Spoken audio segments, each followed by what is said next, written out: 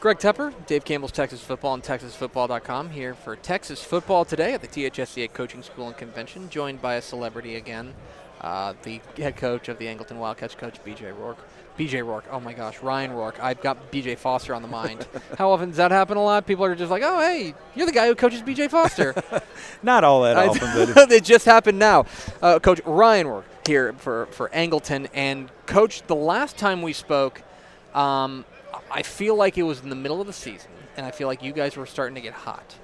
And you are a squad that tends to do that every year. I think that you guys, because you schedule such a tough non-district schedule, I think you guys kind of fly under the radar a bit for a while. Is that by design? Oh, we kind of like that. Yeah. You know, I think it's one of those deals that I think when you're talking about 15, 16, 17-year-old kids, and especially in this day and age with social media, and they start reading too much of their own press clippings, that has a tendency to kind of get them a little stagnant.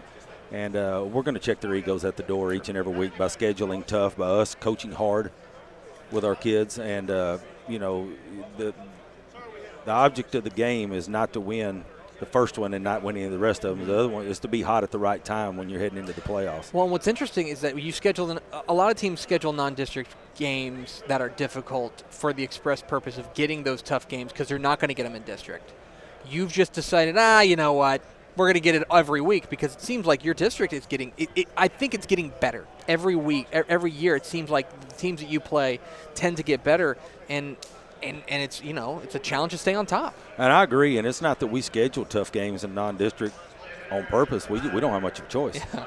And, you know, you look at our district in 27-5A this past year, you know, you had Foster going 14-1 and could have just as easily won a state championship as anybody. Mm-hmm. And you've got Victoria East, who surprised a lot of people, coming out going all the way to the region finals, and it was 17-14 them against Cal Allen in the fourth quarter. And, you know, that's a pretty tall order. Mm-hmm. Them playing in the fourth round, and then you look up at us and Terry having a good solid year, and then you look at perennial playoff team like Calhoun that's really, really good, and then you look up the 3 years before that, and you've got Victoria West that's been 3 rounds deep in the playoffs the 3 years before that, and then you've got a team like Lamar Consolidated that has got a load of good talent coming back, and they're going to be, you know, a force. So that's all 7 teams in our district, and 7 teams that if you don't come ready to play, you're going to get your tail beat. You can't slip.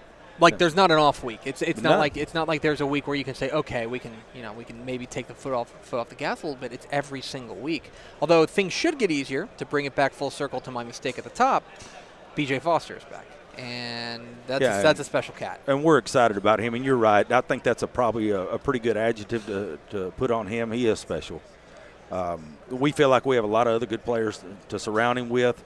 But at the same time, you know, the difference between us being really, really good and us being great and having a chance to win each and every ball game that we'll play the whole year is going to be paramount to him staying healthy. Yeah, absolutely. But I think you hit on something very interesting. People like me, dummies like me, ask you all the time about BJ Foster. You got a roster loaded with talent who maybe are getting overshadowed by the fact that BJ Foster rightfully, I think, gets a lot of press clippings.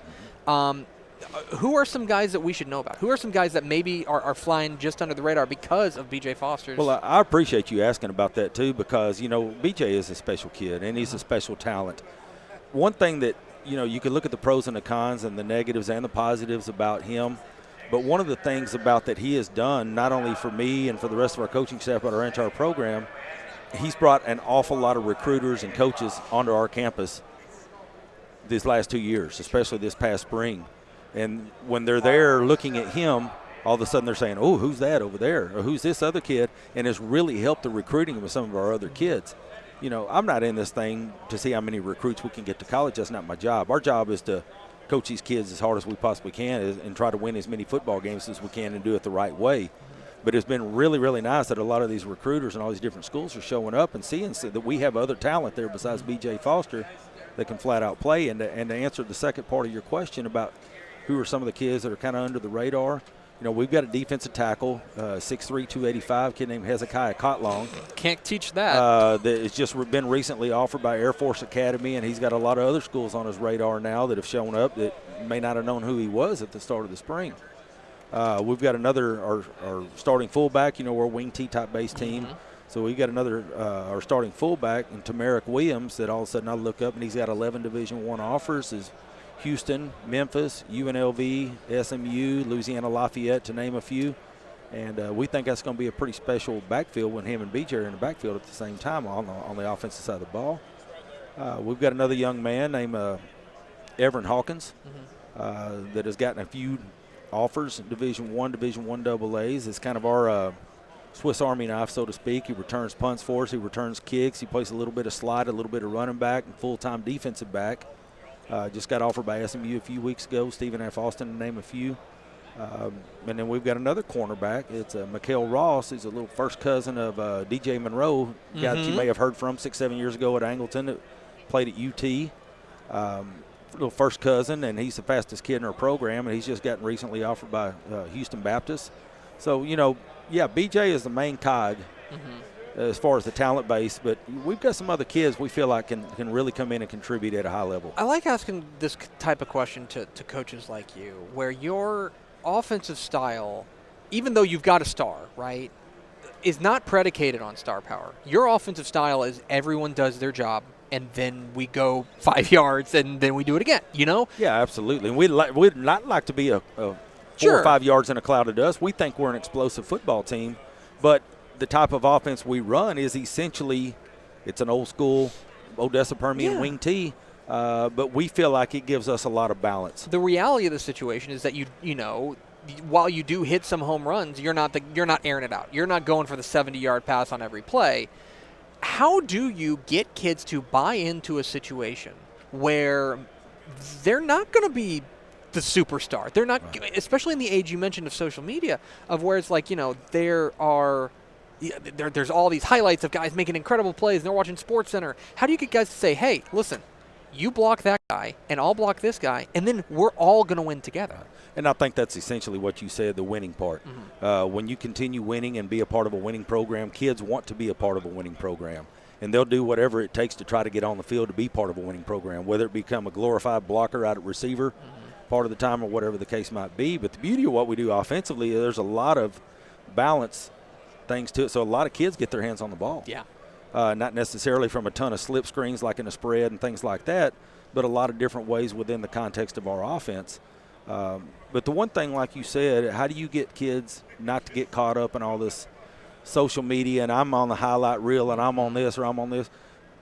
It's part of being unselfish. It's part of what we teach from day one when we do our training camp, when we do our boot camp in the wintertime, when we have our week-long leadership meetings that we have, and talk to them about this is us. This is not about me. It's about we. Yeah. And I just think that it's talk until it is heard day after day after day after day, and it becomes a culture where our kids are not worried about this, that, and the other. We're a gang around there. We're the Angleton Wildcats, and we wear those purple and white. And that's who we are. And when kids want to buy into that and want to be a part of that, then they'll do whatever they can to work their tails off throughout the summer and give themselves an opportunity to get on the field, whether it be special teams, whether it be whatever. But then when everybody buys in, it's not just B.J. Foster who's special. It's the whole team. Absolutely. And that kind of goes to saying, we would have loved to have had B.J. stay healthy all year last year, and he missed over half the season. But when you look up the game he got hurt, we turned around and won a huge ball game against Victoria East, and some other people stepped up. And then I look up in the next 7 ball games, we won 6 out of the next 7 ball games, had a chance to win that one. So it's not a one-man show. Now, obviously, we'd love to have that kid on the field, as anybody would. Everybody, yeah. But that's kind of the thing that we're trying to develop around Angleton, is that we're not a one-trick pony. This is a program, and when you have certain kids get injured, certain kids move off, or certain things happen, the program kicks in, and you continue on doing what you're doing, and those kids all the way from the 7th grade up want to be Angleton Wildcats growing up. Ryan Roark, we've had a great conversation, so let's ruin it with the question All wheel. right. You got to spin the wheel. We're going to ask you a dumb question after you spin the wheel. There's no dumb questions with me, I promise you. Well, I graduated from Texas Tech, so you understand. I really hope my brother, who's a Texas Tech grad, hears that. We're going to see where it lands. All right. Nice. What is your favorite stadium to play in besides your home stadium? You talking about I played in or stadiums that I've coached in? How about both? Oh, gosh. The sentimental answer would be Jones Stadium in Lubbock, Texas. That's pretty good. Okay, as far as coaching in a stadium, you know, I've been so fortunate. I've coached at the Aggie Stadium, UT Stadium, Baylor Stadium. That happens when you win. A little bit all over the place.